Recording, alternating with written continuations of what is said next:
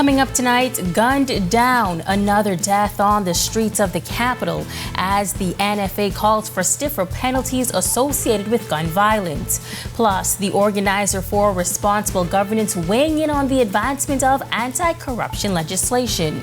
And later, Grand Bahamas shopping and entertainment mecca boasting a successful holiday season. Officials tell Our Italia Hall this is a great sign for the island's recovering economy. These stories and more as Our News Weekend starts now.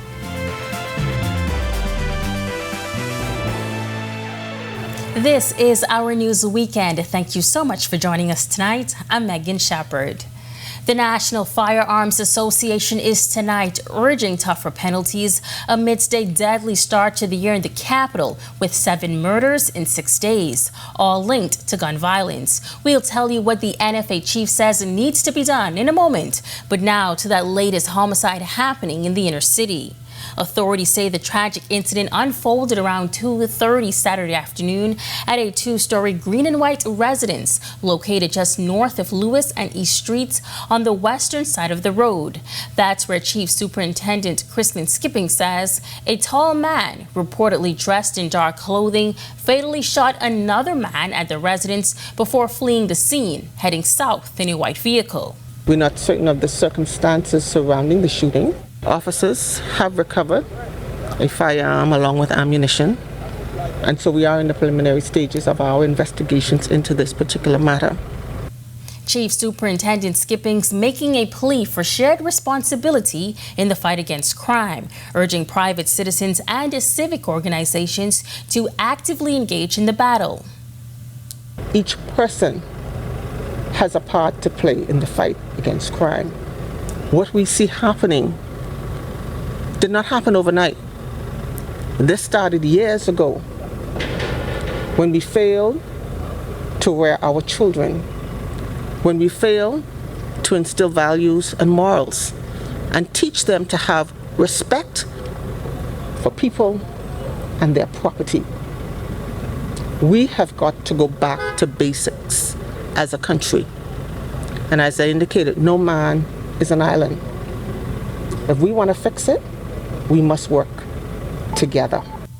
This latest incident follows the death of another man shot at the junction of Forbes Street and Alexandria Boulevard just before 8 p.m. on Friday, marking the 6th homicide for the year. Investigators say the victim was approached by occupants of a gray Nissan vehicle when one armed individual fired multiple shots, causing fatal injuries. They say the victim, who was known to police, collapsed after a brief run.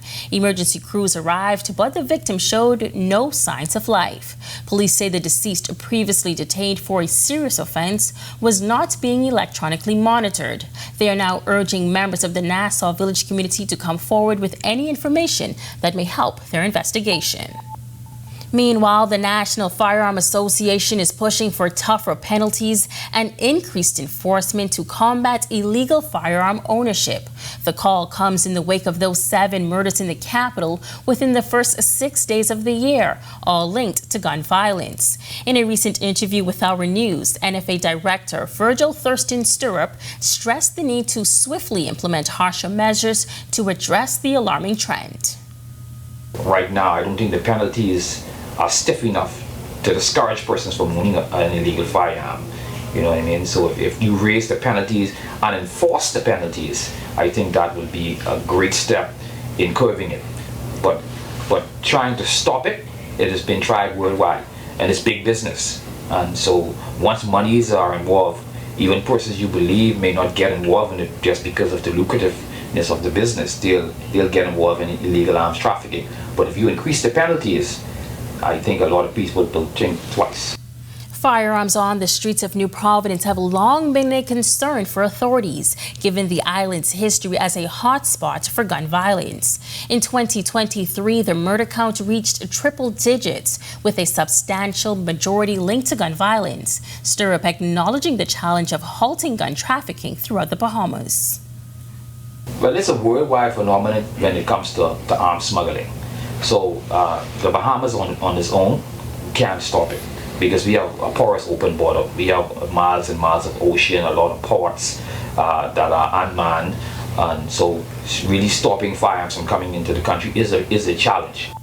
Amid what Free National Movement Chairman Dr. Dwayne Sands labels a murder crisis in the Bahamas, he's now questioning if the Davis administration has politicized the Royal Bahamas Police Force. His concerns arise following Police Commissioner Clayton Fernandez's defense of the increased number of assistant commissioners, which reached 14 throughout recent promotional exercises. The former Minnis administration faced criticism in 2020 for similar promotions, raising the ACP count to 8, despite the conclusion of a manpower audit that found the force was top-heavy.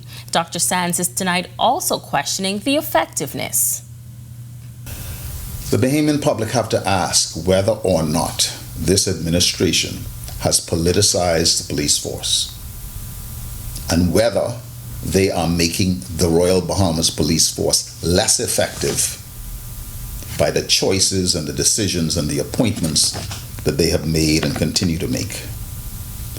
I will leave that for the public to decide, but certainly I don't believe that the stewardship of this administration as it relates to policing has been in the best interest of the people of the Bahamas. While the Organization for Responsible Governance says significant progress has been made in advancing anti-corruption legislation. In a recent interview with Our News, Executive Director Matt Aubrey emphasized the need to enact additional legislation, saying the next step would be to ensure they can operate harmoniously. The goal is how do we make them work collectively and then ensure these last bits of legislation could be put forward, or something like an integrity commission that could be an independent space to help us to work on issues and perception of corruption, that these could happen. So it's a good indicator that piece of legislation was tabled early, but now we need to see that citizens are involved, they understand it, they contribute their ideas, groups like ours put forward our recommendations, and that bill is passed in a way that it achieves its ultimate intention. Before Parliament convenes, a promising development happened with the introduction of a new ombudsman bill in the previous parliamentary session. Aubrey says it's a positive sign, despite the Davis administration's commitment to introducing anti-corruption legislation within its first 100 days, which did not materialize. The political watchdog underscoring the broader necessity for transparency and integrity in government. We do also see the potential and discussion around Public Disclosures Act and whistleblowers that the AG has spoken about. So these are encouraging. Last year we had an anti-corruption symposium, and within that symposium we put together a draft national framework of all the things we're doing that promote integrity, right? The anti-corruption is obvious, but what we want is integrity and transparency in governance, because that builds trust and that builds participation. Well, we've got lots more to get to tonight, but first, Ian McKinsey joins us now with their first look at weather. Ian. Thanks, Megan. Good evening, everyone. Welcome to your first weekend forecast of 2024. Mostly cloudy outside, temperature 76. Our winds out the south-southeast at 15 miles per hour. Feels like temperature comfortable 71. Current temperatures across the country at this time in our nation's second city: rain, cool 73, 76 in Marsh Harbor as well as the capital, 77 in Great Harbor Key and in Governor's Harbor as well as Nicholstown, 76 in Allenstown, Bimini. For the Central Bahamas, we have 76 in Camps Bay as well as Coburn Town, San Salvador, 77 in Arthurstown, Kidd Island, a pair of 78s in Georgetown and Deadman's Key, Long Island. For the Southeast Bahamas, we have 79 in Duncantown, Ragged Island as well as Matthewtown and Nagua, a pair of 78s in Delectable Bay, Auckland and Abrahams Bay, as well as Providenciales, Turks and Caicos, and 77 in Colonel Hill, Crooked Island. Taking a first look now at our satellite and radar imagery, where we have cloudiness approaching the northwest Bahamas. This is all associated with an active cold front. We have prefrontal activity. That's a line of showers with embedded thunderstorms. Some possibly heavy to severe activity could impact the extreme northwest Bahamas tonight and even into tomorrow. Stick around for extended forecasts. That's straight ahead. Still to come on Our News Weekend, whose fault is it? The Works Minister weighs in on the ongoing delay for road repairs in South Andros. Plus, some good news for Grand Bahama's recovering economy. Those details when Our News Weekend returns. Doctors Hospital has reimagined primary care. We have invested to improve our health system, ensuring that accessible, affordable, world-class clinical care is closer to you. Your relationship with a primary care provider shapes the foundation of your overall health. Our new, modern primary care facilities are where critical diagnosis and true personalized treatment begin. With locations across New Providence, Grand Bahama, and Exuma, we invite you to experience the Doctors Hospital difference. Book your next appointment at clinics.doctorshos.com.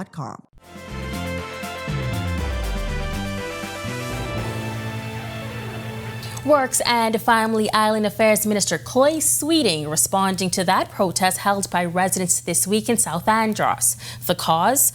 Claims of being overlooked while work seems to be progressing on other family islands. Sweeting disagrees. He says while they are actively working to improve conditions on South Andros and Long Island, the delay dates back to the previous administration. Both projects is taken a long time to get to where they should be. So we assessed both of them. The one in South Andros we're dealing with currently. The one in Long Island we've already assessed that and we've awarded the contract to a new paving company that should be started on the ground this week. While he understands the frustration of residents, Sweeting says relief should be coming soon. In South Andros, we're assessing that situation too, because it's not just a timeline, but I know there are concerns with the residents in South Andros is the quality of the work as well. The Member of Parliament for Mangrove Key in South Andros is, I just spoke with him last night, and he has called me over a few times in the past weeks in regards to that. So the people in South Andros can rest assured that we will get it sorted out and we will get it corrected as soon as possible. Well, in a positive sign of recovery, managers of the Port Lucayo Marketplace reflecting on the past holiday season, which saw massive support from hundreds of residents. Italia Hall takes a look at how merchants performed. A surge of activity to the Port Lucayo Marketplace this past holiday, offering a welcome boost to both management and merchants amidst ongoing economic recovery efforts on Grand Bahama. Marketing manager Siska Jones celebrating the success of the marketplace in a recent interview with Our News, highlighting positive feedback from tenants. We had our locals as well as our tourists come in and they did some shopping. Families were able to take home, gifts for their children. And the report that we received, our tenants, they had an awesome Christmas. And Jones says some restaurants and bars had to extend their operating hours, remaining open even after midnight. People were parking all on the median. The marketplace was hustling and bustling. People was everywhere, in the stores, out the stores, in the square, in the restaurants, at the bars. People were just feeling that holiday spirit. We ran out of parking. We didn't know what else to do. The marketing manager calling it an exceptionally positive sign for both Port Lucayo Marketplace and the entire island of Grand Bahama. This is what we need, People work all the time, and then, it feels good to be able to go out and spend some time with your family, buy your gifts. Listen, ain't nothing like when the Christmas time is coming and you could put some gifts underneath the tree for your children and you could see the smiles on their faces. So I do believe that all of the events and the activities that we had during the month of December, it kind of bring put a little spark back in the community of Grand Bahama. Reporting for Our News, I'm Italia Hall. Thanks, Italia. Well, still to come on Our News Weekend, the third phase of Eleuthera's inaugural national park officially complete. Our Joshua Williams was there and tells us how the new state-of-the-art facilities will impact environmental research. This as Our News returns from the break. When the Bahamas took center stage at World Expo in Dubai 2022, we were there as thousands got up close and personal with our story, like the unprecedented devastation of Hurricane Dorian put center stage at Commonwealth Heads of Government meeting in Rwanda. We were there as the Prime Minister urged immediate action on climate change, an issue brought up months later at the historic 50th CARICOM meeting in the Bahamas. Because our news is everywhere, always there when it counts.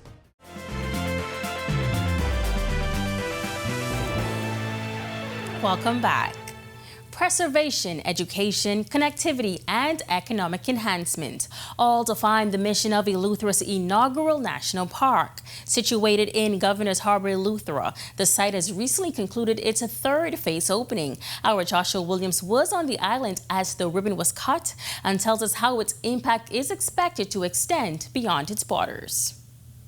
Friday, January 6, marking the completion of the third phase of the Leon Levy Native Plant Preserve. Its focus is research and its state-of-the-art office and lab facilities, key in discovering and investigating various plants and animal ecosystems. Here's botanist Dr. Ethan Freed. We have a number of different habitats. Behind me you can see these beautiful mangroves. We have the species that occur in mangrove systems. We also have a beautiful silver-top palm woodland area. It was a whole large area of what I call dry broadleaf evergreen forest, but what most people here call coppice. And that's where our largest amounts of diversity are, is within our coppice system. And in terms of the total number of species at the preserve, in terms of what naturally occurs at the preserve, when we took over the property back in 2009, we had about 250 species that we were able to recognize on the preserve. Now, through collections on other islands to increase the level of diversity, we are now up to about 450 species on the preserve. A walk on the boardwalk through the mangroves gives a glimpse into the beautiful, lush environment, but the plants are not alone. So we have a lot of birds that occur on our property. We have over 81 that have been recognized here at the preserve as coming in either as a migrant coming through at different times of the year or as a resident here year-round. We have wonderful populations of great lizard cuckoos here. Beautiful birds. We have a lot of reptiles here as well. If you get to our wetlands, you can see some of our Bahama sliders, our beautiful freshwater turtles. Very, very friendly. They're going to come say hello. But we also have great populations of lizards. So we have brown anoles and green anoles. I've even seen a curly-tailed lizard here once at our very front entrance gate. And of course, our wonderful snakes. So we have Bahamian boas here, we have brown racers here, we have pygmy boas here, and then the blind worm snake. The site is multi-purpose and has a number of facilities to also support the community. Lakeisha Wallace is the preserve's manager. So phase 3 involves our education, science, and administrative building. It also includes our staff area. We also have a multi-purpose room, and that room can be used as a classroom. It can be used as a party rental space, an art exhibit. So it has many purposes. We haven't put a name on it yet. We also have a workshop and a storage area as well for the guys so that they can build more of our equipment here. Area MP Clay Sweeting sees the site as a catalyst for boosting the local economy and an opportunity to educate the island's youth. It's a community development, so you have schools that come here from different areas on the island, from Spanish Wells and Harbor Island in the north to the south, where they came here and they come here to do the educational tours. And today's opening expands that, where now you can have different kinds of preservation. You have community center where they can come and look at the different types and do some research there, and the lab there as well. Reporting from Governor's Harbor, Eleuthera for Our News, I'm Joshua Williams. Thanks so much, Joshua. When Our News Weekend comes back, they call him the Compost King. We'll tell you more about his passion for educating others about the simplicity and benefits of composting. Stick with us. When the Bahamas took center stage at World Expo in Dubai 2022, we were there as thousands got up close and personal with our story, like the unprecedented devastation of Hurricane Dorian put center stage at Commonwealth Heads of Government meeting in Rwanda. We were there as the Prime Minister urged immediate action on climate change, an issue brought up months later at the historic 50th CARICOM meeting in the Bahamas. Because our news is everywhere, always there when it counts.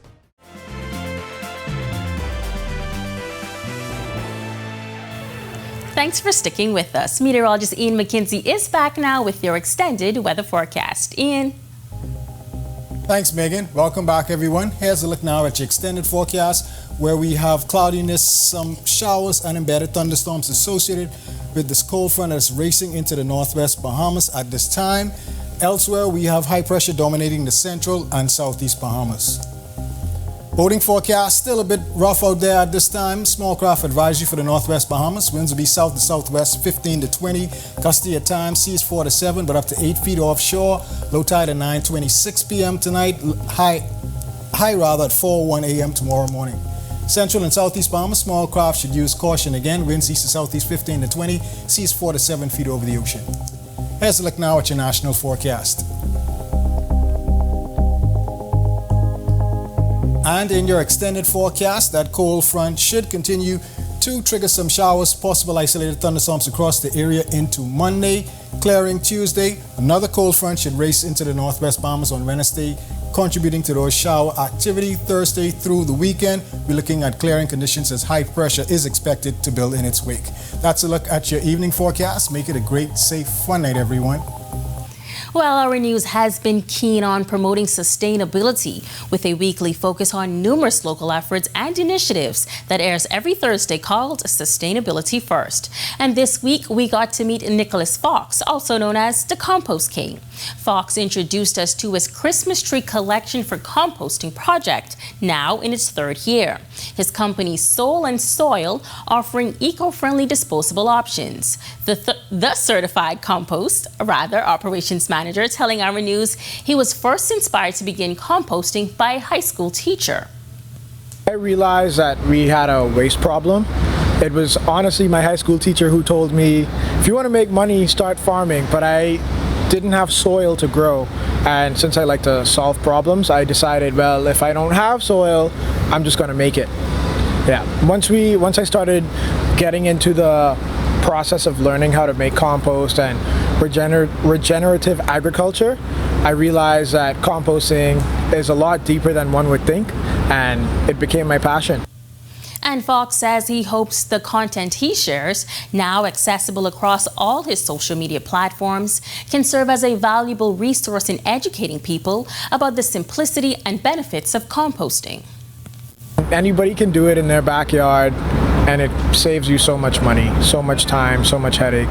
Most people don't realize that the very things that we throw off of our plate, like our Christmas dinner scraps or our fruit peels, can grow us a whole multitude of things that will make us money or find us a new hobby or connect us with our community. So I think people need to understand that, yes, compost may be a little dirty, but it's okay to get your hands dirty every once in a while. Thank you so much for joining us for Our News Weekend. On behalf of the entire team, I'm Megan Shepherd. Have a safe and wonderful weekend.